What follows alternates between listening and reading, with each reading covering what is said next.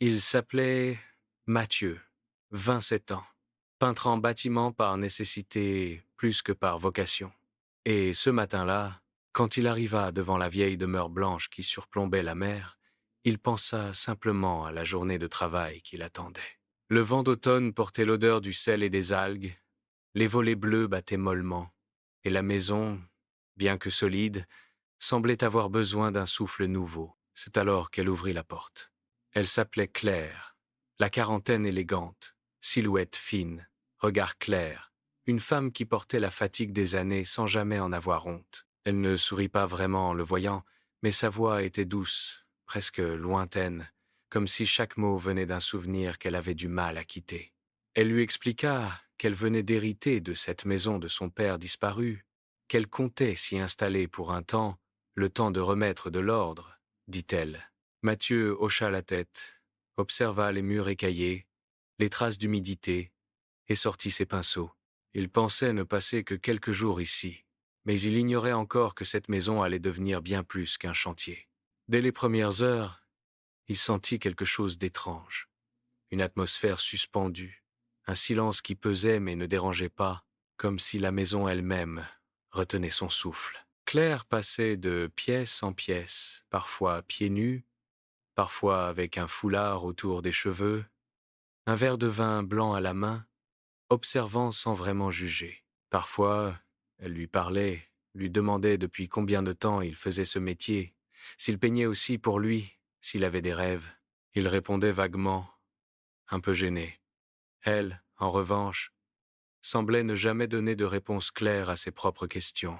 Un soir, alors que la lumière tombait et que les derniers rayons du soleil entraient par les fenêtres du salon, il la vit debout, immobile, fixant une photo accrochée au mur. Un homme y souriait, jeune, beau, en uniforme.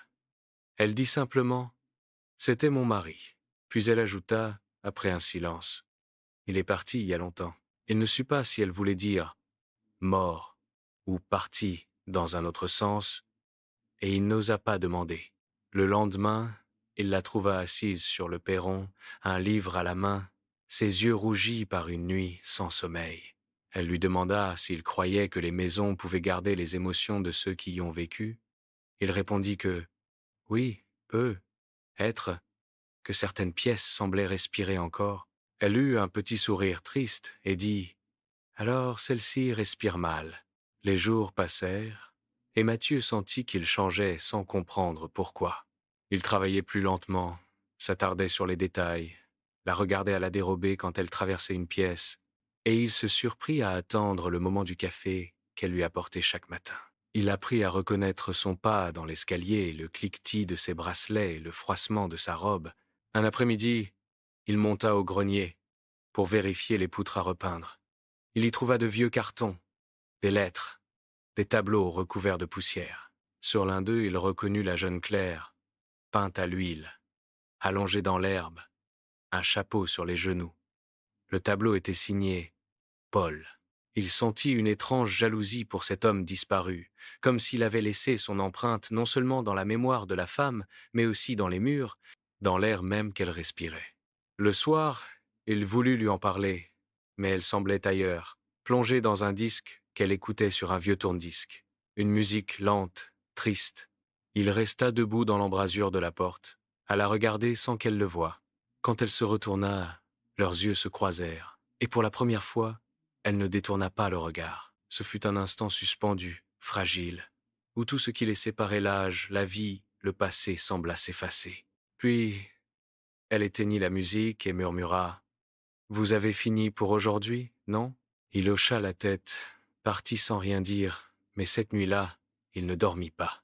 Le lendemain, il revint plus tôt, sous prétexte de finir la façade. Mais en réalité, il voulait la revoir. Elle l'attendait déjà, dans la cuisine, vêtue d'une chemise blanche trop grande pour elle, le col ouvert, sur sa peau nue. Elle lui offrit un café, parla de la pluie, du vent, des oiseaux. Le ton était banal, mais le regard disait autre chose. Mathieu sentit le sol bouger sous lui. Il ne savait pas ce qu'elle voulait, ni ce qu'il cherchait, mais tout en lui vibrait d'un désir silencieux, dangereux, irrésistible. Plus les jours passaient, plus la frontière entre le travail et autre chose s'effaçait. Un soir, il resta dîner. Ils burent du vin, parlèrent longtemps, puis le silence s'installa, un silence chargé d'électricité. Elle posa sa main sur la table, lentement, comme une invitation. Il la prit. Elle ne retira pas la sienne. Ce fut le début d'une complicité étrange, faite de gestes discrets, de regards, de phrases inachevées. Ils ne parlèrent jamais d'amour. Ils savaient que ce mot briserait quelque chose. Pourtant, chaque matin, quand il arrivait, elle avait changé quelque chose, un parfum plus fort, une robe plus claire, une mèche relevée. Elle savait ce qu'elle faisait. Lui, il tombait sans s'en rendre compte. Un matin, alors qu'il repeignait la chambre, elle entra, sans un mot, s'assit sur le lit, le regard fixé sur lui. La lumière faisait briller les particules de peinture dans l'air. Il posa le rouleau, essuya son front. « Vous en avez presque fini, » dit-elle. Il répondit que oui, et qu'après, il reprendrait la route. Elle resta silencieuse un instant, puis demanda « Vous repartez toujours, Mathieu ?» Il ne sut que dire. Il sentit dans sa voix une nuance de peur, ou peut-être de regret. Il s'approcha d'elle, lentement, et pour la première fois, il osa effleurer sa joue. Elle ferma les yeux. Le baiser vint naturellement, sans violence, sans promesse. Ce fut un moment suspendu, comme une porte qu'on entrebâille sans savoir si on doit la franchir. Mais elle la referma doucement, en murmurant « Ne restons pas là ». Il recula, perdu, honteux et heureux à la fois. Ce soir-là, il termina la peinture plus vite que jamais, puis partit sans se retourner. Le lendemain, il ne vint pas, ni le jour suivant. Il croyait qu'en fuyant, il échapperait à ce qu'il sentait naître en lui. Mais il avait tort. La maison l'appelait comme une présence. Il revint, une semaine plus tard, sous prétexte de vérifier la peinture. La maison était vide. Sur la table de la cuisine, une enveloppe l'attendait. À l'intérieur, une lettre. « Je pars, Mathieu. J'ai vendu la maison. Merci pour la lumière que vous avez redonnée au mur et à moi. Ne cherchez pas à comprendre. Certains départs sont des manières de rester. » Il resta longtemps assis, la lettre entre les mains, le regard perdu sur la mer. Puis il se leva, marcha dans chaque pièce, toucha les murs, comme s'il voulait retenir quelque chose. Dans la chambre, il trouva un dernier détail, le tableau du grenier, celui où elle souriait dans l'herbe, accroché au mur, restauré, vivant. En bas, sur la toile, une signature nouvelle. P. et Monsieur. Il comprit alors qu'elle l'avait laissé y ajouter son nom, une trace minuscule, mais réelle. Il sortit dans le vent. Et la maison, derrière lui, semblait plus claire, plus apaisée. Les années passèrent. Mathieu continua à peindre, mais plus comme avant.